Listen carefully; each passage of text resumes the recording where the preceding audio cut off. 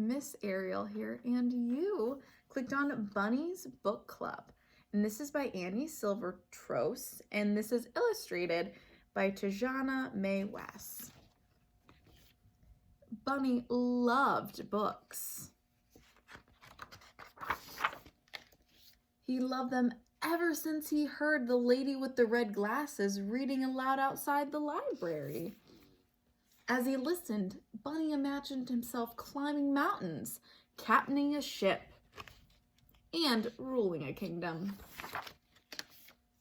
But when summer ended, story time moved back inside.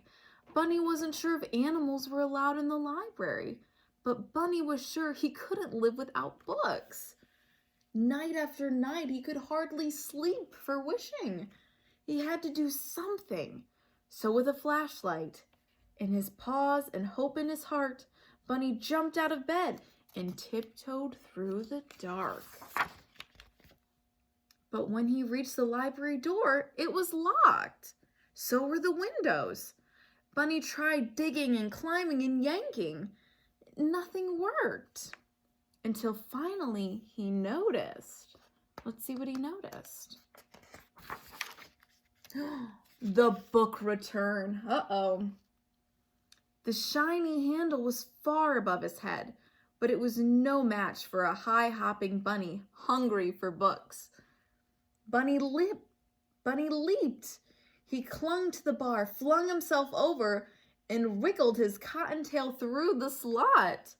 He landed inside with a thud. Sounds a little bit dangerous. What do you think? Bunny's eyes sparkled at the sight of the shelves bursting with books. It was better than a field of fresh, crunchy carrots. Oh my goodness.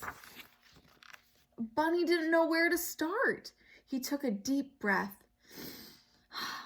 It smelled as if we were wrapped inside the pages of his favorite book. He followed his nose to the adventure section. There he found stories about swashbucklers, sharks, and superheroes.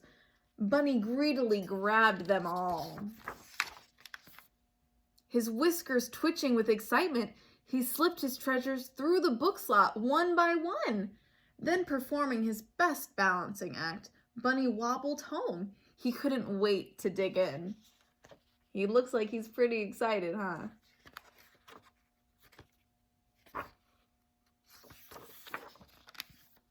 "Are you sure this is a good idea?" said Porcupine. "Calm your quarrels," said Bunny. "I'm too prickly. I'll never fit." Uh-oh. Do you see they're trying to get into the book drop together? Bunny pushed and shoved until, pop, went Porcupine. Bunny slipped in and flipped on his flashlight. "Whoa," said Porcupine. "I know," said Bunny. "Do you think there's a story about balloons? I've always wondered about balloons." "Most definitely," said Bunny.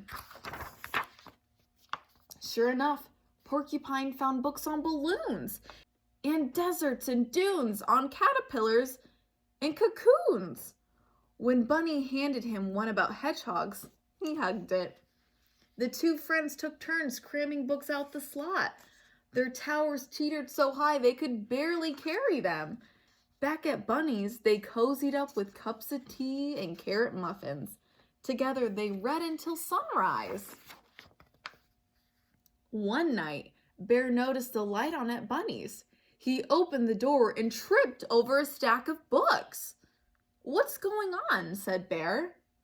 "Here," said Bunny, handing him a book. Bear made room and settled in to read. Soon, more curious animals began visiting. "Do you have any books about space?" said Bird. "Or about volcanoes?" asked Mole. "I'd like a ghost story," said Mouse. "I think it's time for a field trip," said Bunny. Uh-oh, I wonder if they're all going to go to the library. One by one, the animals stuffed themselves inside the library. Bear caused a bit of delay. Uh-oh, he's halfway, he's stuck. They scattered about, sniffing the stacks, pawing over pages. Squirrel gathered stories about the circus.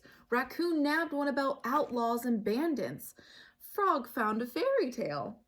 No one heard the key in the front door. No one heard the clack, clack, clattering of footsteps. No one heard the light flick on. Uh-oh. "What do we have here?" said the librarian.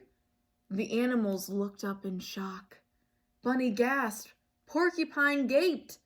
Bear groaned. "Follow me," she said. The animals marched slowly behind her. "We're done for," whispered Porcupine. "All libraries have rules," said the librarian sternly. Bunny's whiskers trembled. Porcupine's back bristled. Bear eyed the door. Bunny stepped forward to take the blame. Librarian leaned down. "The first rule is, every book lover must have one of these," she said. She handed Bunny and his friend shiny new library cards. "Now you may borrow books," she said, smiling. "As long as you return them, of course." Bunny couldn't believe his ears. They could keep coming to the library. He beamed at his fellow readers, then bounced to the shelves. He picked up the perfect book, and he proudly checked out the very first official selection for Bunny's Book Club. The end.